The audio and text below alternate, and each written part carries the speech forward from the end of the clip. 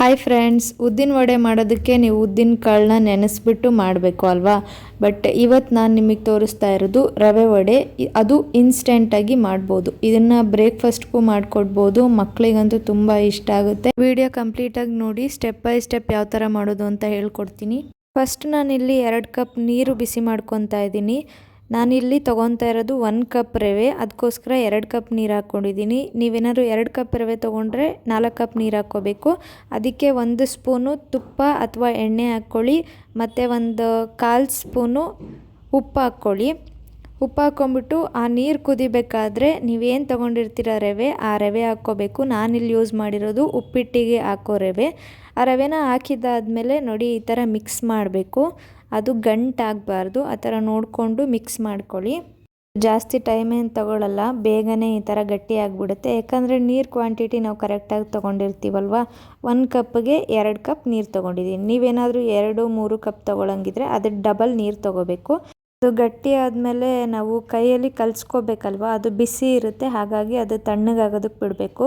ನೋಡಿ ಇವಾಗ ಅದು ತಣ್ಣಗಾಗಿದೆ.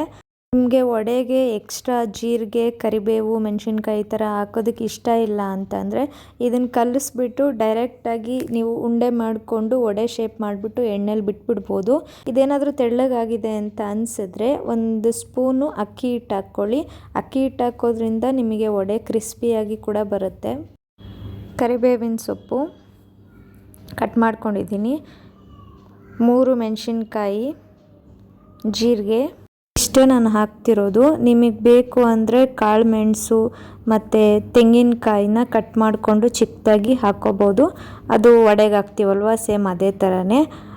ನಾನು ಬರೀ ಇಷ್ಟು ಮಾತ್ರ ಹಾಕ್ತಿದ್ದೀನಿ ಎಕ್ಸ್ಟ್ರಾ, ಅಷ್ಟೇ. ನೋಡಿ ಅದನ್ನು ಮತ್ತೆ ನೀವು ನೀಟಾಗಿ ಕಲಿಸ್ಕೋಬೇಕು, ಅದೆಲ್ಲ ಮಿಕ್ಸ್ ಆಗಬೇಕು. ಎಕ್ಸ್ಟ್ರಾ ನಾವು ಮಸಾಲೆ ಹಾಕಿದ್ವಲ್ಲ ಅದೆಲ್ಲ ಕಡೆನೂ ಸ್ಪ್ರೆಡ್ ಆಗಬೇಕು. ನೋಡಿ ಈ ಥರ ಉಂಡೆ ಮಾಡ್ಕೊಳಕ್ಕೆ ಬರಬೇಕು ನಿಮಗೆ, ಆ ಥರ ನೀವು ಕಲಿಸ್ಕೊಳ್ಳಿ. ಫಸ್ಟು ನಿಮಗೆ ಪೂರಿಗೆ ನಾವು ಪೂರಿ ಮಾಡ್ಬೇಕಾದ್ರೆ ತೊಗೊತೀವಲ್ವ, ಅಷ್ಟಿಟ್ಟು ತೊಗೊಂಡ್ರೆ ಸಾಕು. ಇಲ್ಲ ಅದಕ್ಕಿಂತ ಸ್ವಲ್ಪ ಜಾಸ್ತಿ ಬೇಕಾದ್ರೂ ತೊಗೊಳ್ಳಿ, ಅದು ನಿಮ್ಮ ಇಷ್ಟ.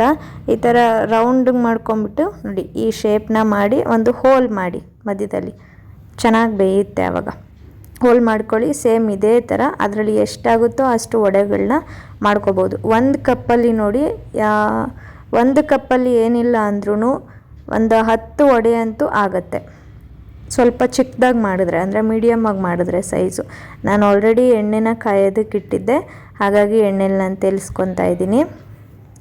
ನೋಡಿ ಈ ಥರ ಗೋಲ್ಡನ್ ಕಲರ್ ಬರಬೇಕು. ಅದು ಗೋಲ್ಡನ್ ಕಲರ್ ಬಂದಮೇಲೆ ನೀವು ಎಣ್ಣೆಯಿಂದ ತೆಗಿಬೋದು. ನೋಡಿ ಈಗ ರೆಡಿಯಾಗಿದೆ.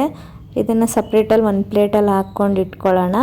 ಈ ವಡೆ ಜೊತೆ ಹಾಗೆ ಚಟ್ನಿ ಬೇಕಲ್ವಾ, ನಾನಿಲ್ಲಿ ಕಾಯಿ ಚಟ್ನಿ ಮಾಡ್ಕೊತಾ ಇದ್ದೀನಿ. ಫಸ್ಟ್ ಕಾಯಿ ಹಾಕ್ಕೊಂಡಿದ್ದೀನಿ, ಕಡಲೆ, ರುಚಿಗೆ ಎಷ್ಟು ಬೇಕೋ ಅಷ್ಟು ಉಪ್ಪು, ಕೊತ್ತಂಬರಿ ಸೊಪ್ಪು, ಖಾರಕ್ಕೆ ಎಷ್ಟು ಬೇಕೋ ಅಷ್ಟು ಹಸಿರು ಮೆಣಸಿನ್ಕಾಯಿನ ಹಾಕ್ಕೊಂಡಿದ್ದೀನಿ. ಅದನ್ನ ರುಬ್ಕೋಬೇಕು ಅಷ್ಟೇ.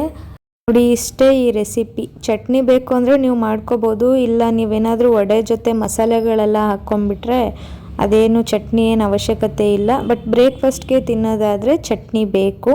ಯಾರಿಗೆಲ್ಲ ವಿಡಿಯೋ ಇಷ್ಟ ಆಯಿತು ವಿಡಿಯೋನ ಲೈಕ್ ಮಾಡಿ, ನನ್ನ ಚಾನಲ್ನ ಸಬ್ಸ್ಕ್ರೈಬ್ ಮಾಡ್ಕೊಳ್ಳಿ.